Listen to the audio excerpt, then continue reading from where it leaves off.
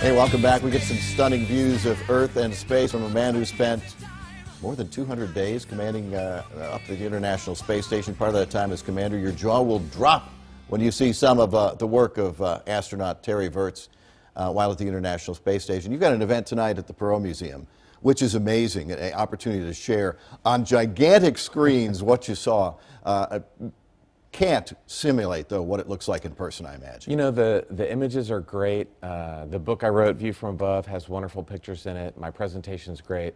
Had a chance to make an IMAX film called Beautiful Planet, but unless you see it with your own eyes, it's just not the same. You know, I was thinking, you're a former test pilot. You're a former combat pilot in the Air Force, and I was thinking, floating around in space has got to be boring. No, it's awesome. Actually, flew F-16s that are made just down the road here at the factory in Fort Worth. It is never boring.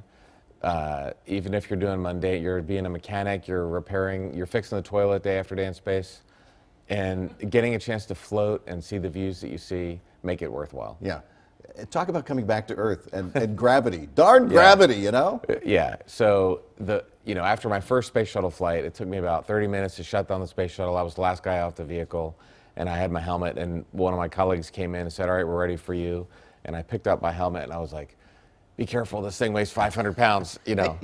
And then after being there for 200 days on my most recent flight, it was dizzy. I was able to walk around, I was able to do everything, but I wanted like someone or a handrail. I wanted just in case I fell over, but I never did, but I felt like, my head was spinning. Why did you make it your mission to be probably the most prolific photographer ever in space on the International Space Station? There's some poor guy at NASA that counts all these things, and they were happy when I landed because I'd taken so many pictures, but they told me I took the most ever.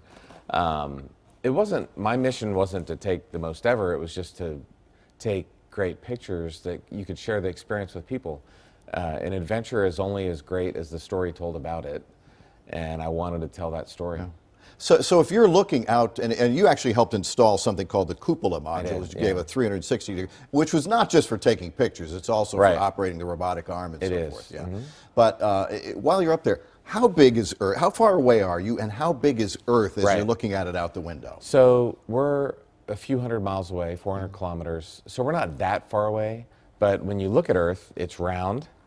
So A, the Earth is round, it's not flat, and B, it is in the distance, but it still fills up your view. Yeah. And the cupola, the way is on the bottom of the station, so in my mind, Earth is that way. Right. I'm always looking up towards Earth, and you can see it there, but it still kind of, fills up your peripheral vision. And it doesn't look the same every day?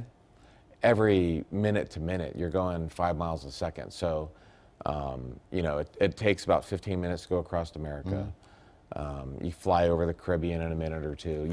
The view is constantly changing day to night, 16 times a day, because you're going around the Earth in an hour and a half. So the view is always changing, like Texas weather. Yes, exactly. That's what we say here. So the Perot event is sold out. View from Above, yes. View from Above is National Geographic book. Nat Geo book. Very cool. And coincidentally, the Perot Museum has an exhibit right now about space. You take the tour? I am. In fact, once we're done here, I'm heading over All right, now. excellent. I've never been to the Perot Museum. I'm excited about that. Oh, you're going to be very excited. Links to the exhibit and to Terry's website, too, as well, on fox4news.com. And he's got a Twitter account. Of course he does,